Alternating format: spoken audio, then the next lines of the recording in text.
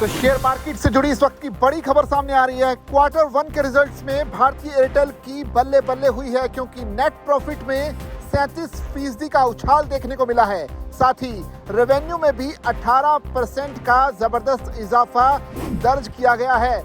जाहिर सी बात है, नेट प्रॉफिट बढ़ने से करीब 8,167 करोड़ रुपए का शुद्ध लाभ भारतीय एयरटेल ने क्वार्टर 1 के नतीजों में इसे अर्जित किया है।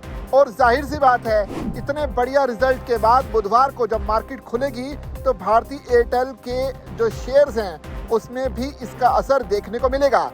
भारतीय एयरटेल ने 4 अगस्त को जून तिमाही के नतीजों का ऐलान किया। इस दौरान कंपनी का कंसोलिडेटेड नेट प्रॉफिट साल दर साल आधार पर 37% बढ़कर 8,167 करोड़ रुपए हो गया।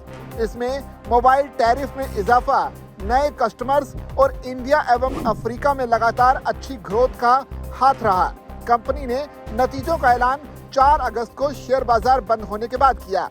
भारतीय एयरटेल के प्रॉफिट की अगर बात की जाए तो ये 8,167 करोड़ रुपए हो गया। वहीं जून तिमाही में कंपनी का कंसोलिडेटेड रेवेन्यू साल दर साल आधार पर करीब 18.5% और तिमाही दर तिमाही के आधार पर करीब 5.7% बढ़कर 58,539 करोड़ रुपए हो गया। कंसोलिडेटेड एबिटा 33,599 करोड़ रुपए रहा, यानी कि एबिटा मार्जिन 57.4% रहा। जून तिमाही में कंपनी का प्रति यूजर एवरेज रेवेन्यू यानी कि ARPU बढ़कर 264 करोड़ रुपए हो गया। एक साल पहले की समान अवधि में ये 250 करोड़ रुपए था। भारतीय एयरटेल देश की दूसरी सबसे बड़ी टेलीकॉम कंपनी है।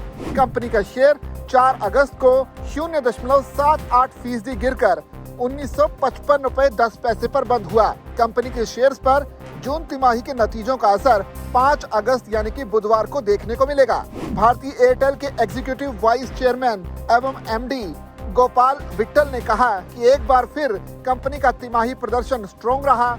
इसमें डाइवर्सिफाइड पोर्टफोलियो और सभी बिजनेसेस में स्ट्रॉन्ग एग्जीक्यूशन का हाथ रहा। उन्होंने कहा कि इंडिया में कंपनी का रेवेन्यू तिमाही दर तिमाही आधार पर 4.2% बढ़ा। अफ्रीकी बिजनेस से रेवेन्यू साल दर साल आधार पर 5.7% तेजी से देखने को मिला। कंपनी ने जून तिमाही में 10 लाख से ज्यादा पोस्टपेड सब्सक्राइबर बनाए। ये किसी एक तिमाही में नए पोस्टपेड सब्सक्राइबर की सबसे ज्यादा संख्या है। इससे कंपनी के पोस्टपेड सब्सक्राइबर की संख्या बढ़कर 3 करोड़ हो गई। जून तिमाही में कंपनी ने 50 लाख नए स्मार्टफोन यूजर्स बनाए। इससे स्मार्टफोन कस्टमर्स बेस एक साल पहले के मुकाबले 2.11 करोड़ बढ़ी है। वहीं कंपनी के डिजिटल टीवी बिजनेसेस का रेवेन्यू 773 करोड़ रुपए रहा।